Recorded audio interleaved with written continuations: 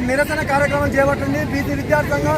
ఈ ప్రభుత్వానికి ముఖ్యంగా ఒకటే డిమాండ్ చేస్తున్నాం, విద్యార్థులకు రావాల్సినటువంటి 8,000 కోట్ల ఫీజు రీయింబర్స్మెంట్ స్కాలర్షిప్ విడుదల చేయాలని, అలాగే సంక్షేమ హాస్టళ్లకు సొంత భవనాలు నిర్మించాలని, మరి ఓవర్సీస్ స్కాలర్షిప్ కు మరి అప్లై చేసుకున్న ప్రతి ఒక్కరికి ఇవ్వాలని ఈరోజు పెద్ద ఎత్తున రావణపేటలో మరి విద్యార్థులతోటి నిరసన కార్యక్రమం ఏర్పాటు చేయడం జరిగింది. ఈ ప్రభుత్వానికి మేము ఒకటే అల్టిమేటం జారీ చేస్తున్నాం, విద్యార్థుల సమస్యలు పరిష్కరించకపోతే ఆర్ కృష్ణ ఆధ్వర్యంలో పెద్ద ఎత్తున ధర్నాలు రాష్ట్రోకలు చేసి ప్రభుత్వాన్ని అడ్డుకుంటామని హెచ్చరిస్తున్నాం.